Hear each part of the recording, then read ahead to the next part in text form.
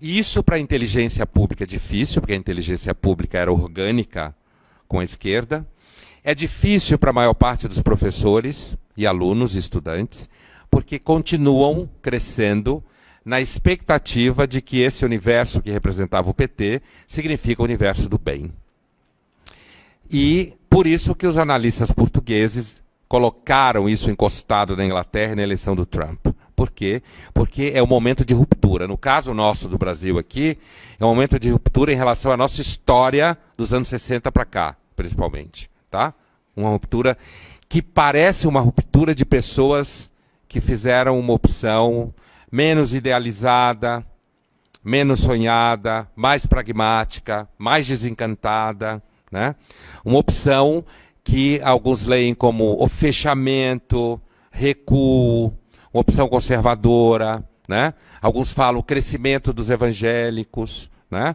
Quando as pessoas discutem a eleição municipal do Rio de Janeiro e falam da vitória do Crivella, isso dá medo em muita gente. Quando a gente fala da inteligência pública e universitária, dá medo em muita gente. E não só nesse universo. E o que vai acontecer, né? Como que o Crivella ganhou? O Crivella ganhou porque o outro candidato achava que o Rio de Janeiro era o centro acadêmico das ciências sociais. E ele estava dentro desse centro acadêmico e achou que era isso. E aí as pessoas têm medo, muita gente tem medo, porque o Crivella significa o crescimento de uma população evangélica. Mas não foi os evangélicos que elegeram sozinho o Crivella, senão ele não era eleito, né? Mas esse núcleo evangélico na população brasileira representa duas coisas que dá medo em muita gente. Conservadorismo moral, em termos de comportamento. Endurecimento, um certo endurecimento da visão de como as pessoas devem viver, que muita gente tem medo, certo? Quando eu digo essa muita gente, é principalmente gente que circula pelo mundo da inteligência, que produz conteúdo, que vocês leem, veem na televisão ou ouvem na faculdade, né? E outra coisa, representa uma tendência ao que a gente chama de liberalismo popular. E os evangélicos, como os protestantes, tendem a acreditar que as pessoas não devem ganhar se elas não trabalharam por isso. Isso é a mentalidade de raiz protestante, né? Você ganha aquilo que você faz. E, portanto, há uma tendência a um discurso de diminuição do Estado. Duas coisas juntas que dá medo em muita gente. Conservadorismo moral, portanto, discurso centrado na família, discurso de redução de certas questões que têm a ver com comportamento, sexualidade, por exemplo, certo? E ao lado disso, um discurso do tipo assim: você trabalhou, você merece, você não trabalhou, não me enche o saco. E isso significa uma certa crítica a, digamos assim, ajuda social, gasto social, certo? Né? Uma valorização, inclusive, da vida dentro da igreja e não da vida dependente do Estado, né?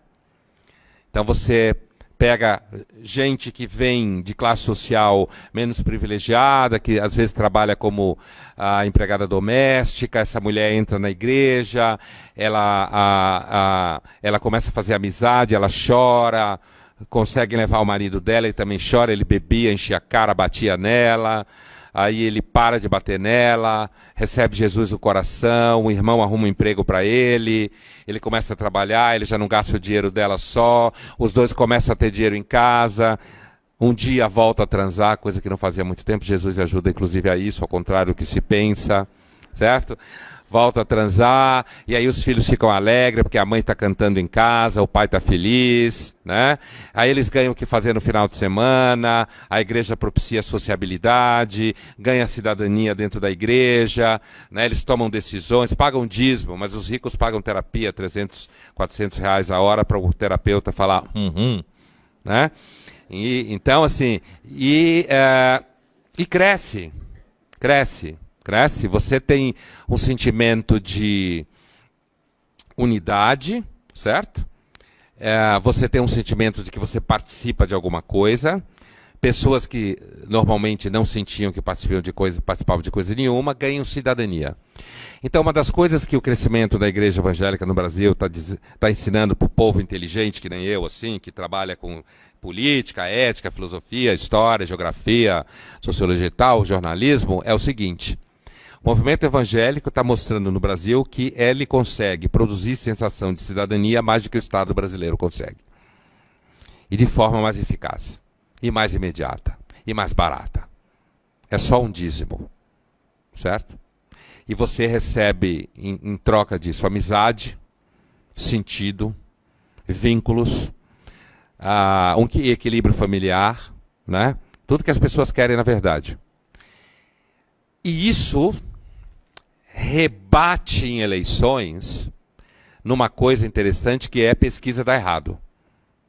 Né? Pesquisa dá errado. As pesquisas estão dando errado, não só aqui. Porque as pessoas estão começando a querer eleger candidatos que elas têm vergonha de confessar que elas querem eleger. Porque se elas falam que querem eleger, as pessoas... Como assim? Você vai votar no Trump? Como assim no Trump? Você vai votar no Crivella? Como assim no Crivella? O cara é evangélico. Como se essa frase significasse algo do tipo: não vou querer isso nunca. Certo? Então, um medo, né? Estou falando do universo geopolítico, né? Um medo desse universo é de que o mundo, as pessoas que têm uma visão de mundo mais conservadora, estejam perdendo a vergonha de dizer que são assim. E estão começando a eleger pessoas que representam essa percepção. Então, se fala na mídia, como assim o Congresso brasileiro, que saiu da última eleição, em que a Dilma ainda foi reeleita, já saiu mais duro, conservadoramente falando, e se as eleições municipais, como normalmente elas sinalizam, se as eleições municipais da agora continuarem a sinalizar um impacto nas grandes eleições de dois anos depois, a tendência é isso se radicalizar, né? E então isso gera uma sensação, principalmente no universo da reprodução do pensamento público. Eu estou insistindo nisso porque é isso que vocês ouvem, é isso que a gente ouve, é daí que produz a percepção. Isso causa o sentimento de que o mundo está mudando, o Brasil está mudando, e de repente pessoas saíram da toca e começaram a falar, sei lá, vou usar um clichê, gente que vira e fala assim: eu acredito em Deus mesmo, e daí? Ou eu acredito na família, e daí? Né? Ou eu sou evangélico mesmo, eu congrego em tal igreja, e daí? Né? E isso você ouve... como assim? Da onde você apareceu? Eu pensei que você tinha sumido. Ou você estava em desaparecimento, né? Pelo contrário, no caso dos Estados Unidos, né? Então, no Brasil, o medo nasceria do sentimento de que o Brasil está fazendo uma guinada conservadora, no sentido moral e político, né? E isso, eu quero que fique claro para vocês, não sei se está claro, isso no ciclo pós-ditadura é uma ruptura.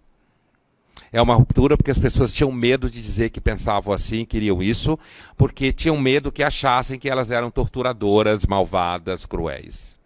E as pessoas estão perdendo a vergonha na cara de dizer isso. E falam e acabou. Olha, eu não sou torturador, não sou nada disso, mas eu acho isso. E depois que já foi eleito, fala, votei em fulano. Né? Vamos ver se isso vai se reforçar nos próximos 2 anos. Mas o que a gente está vendo nesse momento é essa tendência. Isso está deixando as pessoas que se acham mais inteligentes em pânico. A universidade está em pânico, a maior parte dos jornalistas está em pânico,